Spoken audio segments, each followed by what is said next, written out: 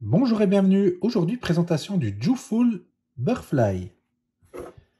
Alors, il me semble que ce petit Burfly était présenté la première fois sur le web un petit peu francophone, par notre ami Monkey EDC, qui nous a présenté ce petit couteau brièvement il y a quelques mois. J'ai tellement adoré ce manche en micarta que, telle une victime, j'ai tout de suite commandé sur AliExpress.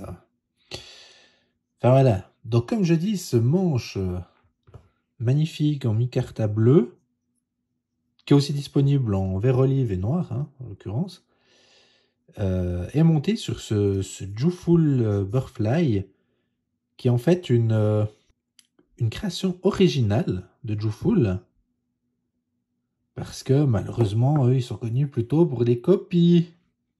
C'est pas bien. Commandez pas de copies Jooful, s'il vous plaît. Mais là, c'est leur première création originale, d'après ce que j'ai pu lire et entendre. Donc voilà. J'ai envie de vous dire que c'est assez bien réussi. Ce petit couteau coûte à peu près 20 balles, mais il fait un super EDC. Il a une longueur fermée de 109 mm, une longueur ouverte de 125 mm, une longueur de lame de 86 mm, et de tranchant, si on l'estime un petit peu comme ça. Donc c'est une superbe lame, une épaisseur de 2,6 mm. Sa lame est en acier D2, on y reviendra. Il a un poids de 84 grammes. Il a une épaisseur de manche de 12 mm. Et il a des rondelles en cuivre, d'après ce qui est annoncé. Voilà, il a une fluidité incroyable. Voilà, la caméra, c'est jamais facile. Mais oui, on peut l'ouvrir sans même passer par les tétets. Le fermer, la même chose. Grâce à l'Axis Lock, qui n'est plus propriété de Benchmade, bien qu'ils en soient les inventeurs.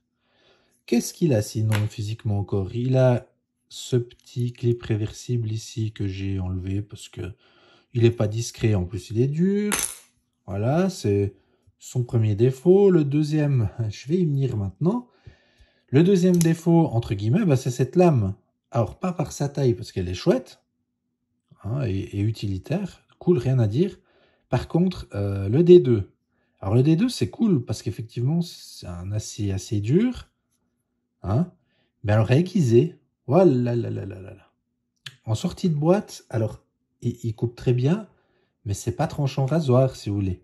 Si vous voulez découper votre feuille, vous verrez que ça va pas aussi bien qu'un autre, peut-être en sortie de boîte. Donc j'ai voulu le rendre un petit peu comme ça. Et ben même avec les bons outils, j'ai du Worksharp avec 3 grains différents, avec laquelle on a le bon angle, parce qu'on fait comme ça, là. Donc simple.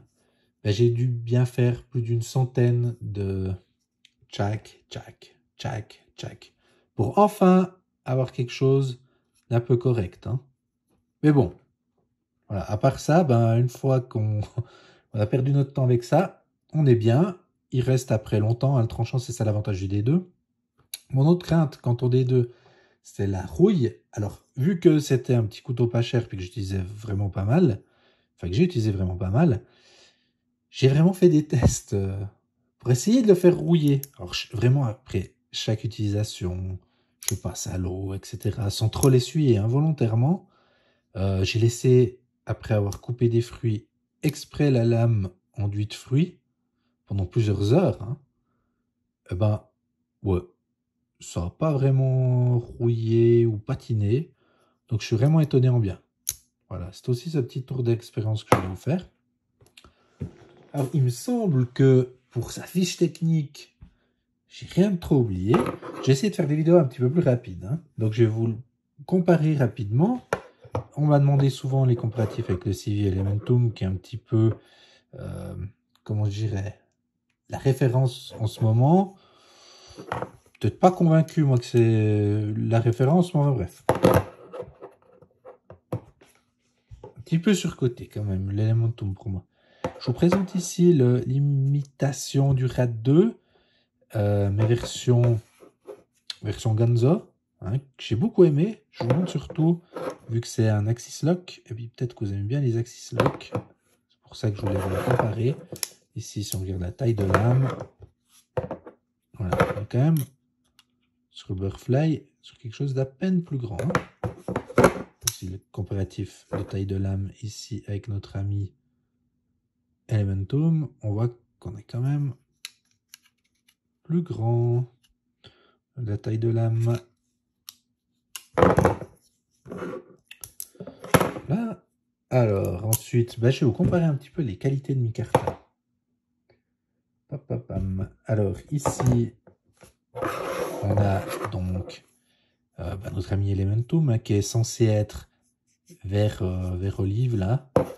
Ici, un micarta brun sur le CV Pentol. Ici, si on compare vite la lame, on est vraiment sur une belle lame hein, sur notre Burfly. Hop. Et ici, au petit teaser, quand je disais que lui était un petit peu surcoté, ben lui, il est clairement sous-coté à mon sens. Je ne le présente pas encore tout de suite parce qu'il faut que j'utilise encore un petit moment. Mort lui. Oh là là là, qu'est-ce qu'il est cool ce petit pingouin. Bref, on n'est pas là pour ça. Mais si il coûte une trentaine de francs lui, hein, donc 10 balles de plus. Alors si vous aimez le design et puis la lame comme ça de lui, attendez, si vous avez un budget limité, attendez peut-être mon essai. Parce qu'alors lui est clairement sous-coté en ce moment. Puis on voit ici la super micarta aussi. Hein. Alors j'aurais peut-être pas pris cette couleur avec le recul, mais bon bref. C'est pour vous montrer ici.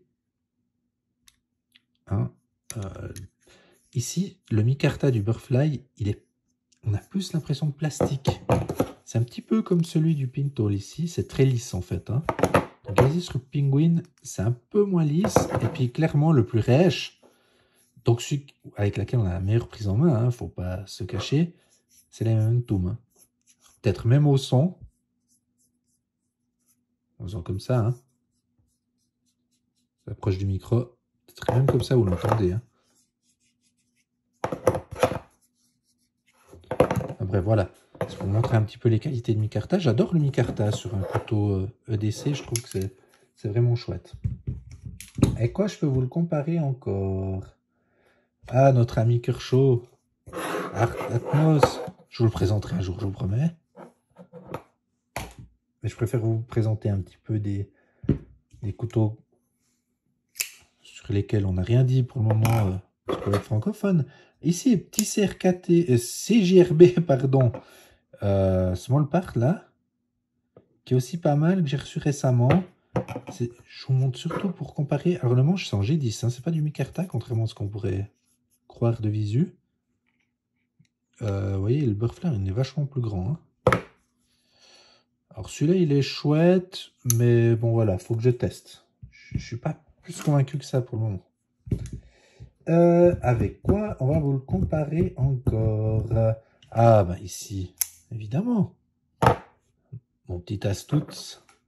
Alors, je les ai eu beaucoup en parallèle ces deux hein, lors de mes essais. On voit quand même que sur le Burfly, on est sur quelque chose de plus grand hein, en termes de taille et d'encombrement. Par contre, ouais, au niveau de la lame, on est un peu pareil. Voilà. Alors après, ben, voilà, c'est pas les mêmes prix, c'est pas le même design, c'est pas le même système. Mais d'accord, c'est du comparatif. Voilà. Et puis surtout, alors, un sur lequel celui que j'ai tout de suite pensé quand j'ai reçu ce Burfly, c'est lui. Je veux dire, attends, la lame, elle ressemble quand même beaucoup, hein. Notre ami Bugout. Là, on est faussé par la caméra. Au niveau de la taille de lame, on est quand même assez proche, hein. On est assez proche. Voilà, Axis Lock, etc. Après, ouais, ça n'a rien à voir, on est d'accord. Mais ben, j'ai cru comprendre quand même avec le temps ce qui me plaît pas trop sur ce Bugout, en fait, c'est l'épaisseur du manche. Alors vous allez me dire, bah, c'est le but du couteau hein, d'être petit, mais le Bugout, l'épaisseur de manche me convient pas. C'est pas assez épais, je l'ai pas bien en main. Et ce Burfly, en fait, j'adore parce que je l'ai super bien en main. Vraiment. Voilà. Allez.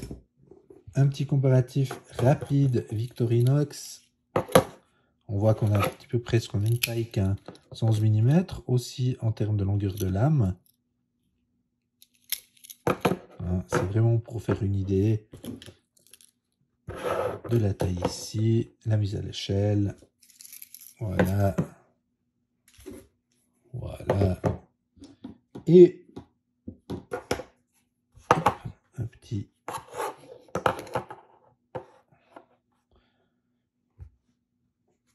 le Suiza. Bah, le Suiza, pourquoi pas, hein, Suiza. Hop. Voilà. Allez, les couteaux suisses, rentrez chez vous. Donc voilà. Cette petite vidéo pour vous présenter ce petit couteau sympa, sans trop de prétention. Hein, léger, pratique, agréable.